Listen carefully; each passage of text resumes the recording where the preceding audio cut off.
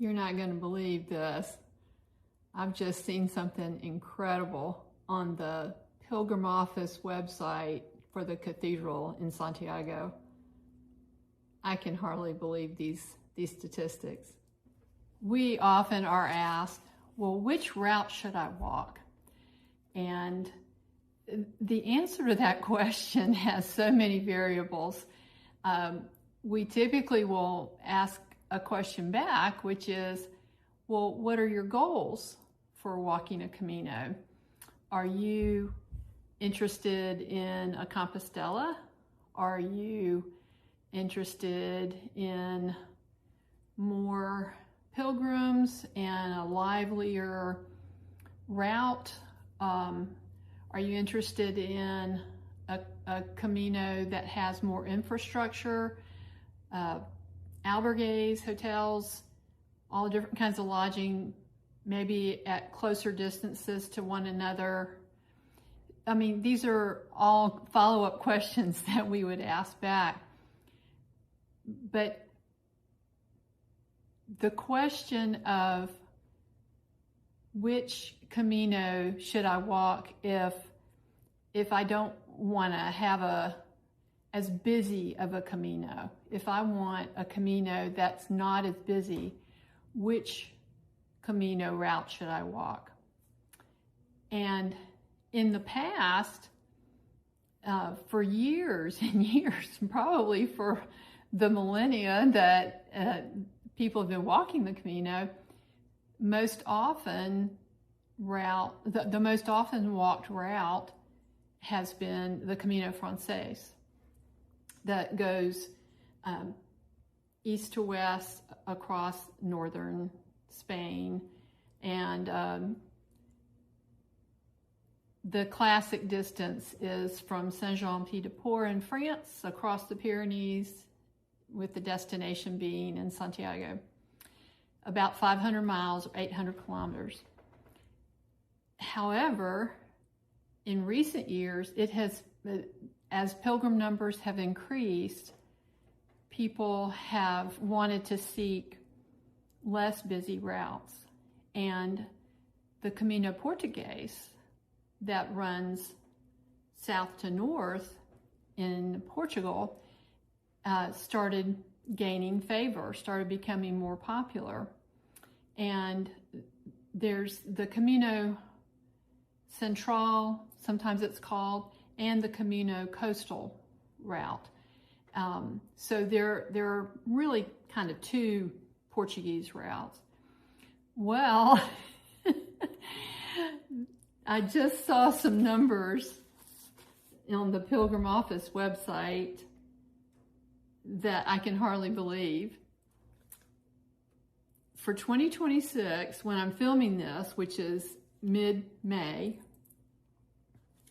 the difference between how many Compostelas have been issued for people who walked the Camino Francés and people who walked the two Portuguese routes combined, the difference is less than 3,000. It's only 2,751 difference. Now, for you to compare that, in 2024, 66,000 difference in 2024 for the whole year. In 2025, the difference was only 51,699. Now, the figures I'm quoting you for 2026, of course, are only for the first 4.5 months of this year. But that is very interesting. So people have been predicting this for a couple of years now, thinking that the busier the Francés gets, it will start leveling out with some of the other routes, either the Portuguese routes or the Del Norte. So sure enough, that's what we're seeing. And if you want to keep up with any of these statistics, it's easy to do. You just go on the Cathedral de Santiago website and follow the links to the Pilgrim Office website. And on the Pilgrim Office website, there's a tab, and you can choose English if you're an English speaker. It's in Spanish, but they have English too. Also can choose a tab called Statistics. You can look at these numbers.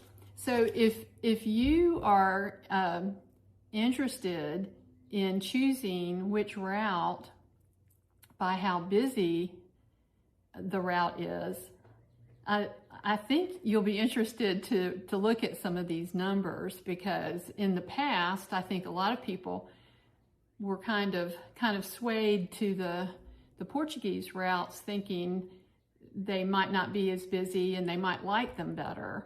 But now there's not as much difference between them. And you all tell me who have walked the Portuguese recently. I haven't walked it recently, but is the infrastructure there? Are there enough places to stay for this many pilgrims? Now, overall, the numbers of pilgrims walking for 2026, overall, the number of Compostelas being issued is up about 3%. It's been going up every single year except the COVID years. So it's not unusual for it to go up. 3% is not a huge jump like it has been sometimes. But for the difference between the Francés Compostela numbers and the Portuguese Compostela numbers being so close is really incredible to me. So check it out for yourself, and if you like keeping track of that sort of thing to help you make your decision, go to the Cathedral of Santiago website and then the Pilgrim Office website. So until next time, I'll say Buen Camino.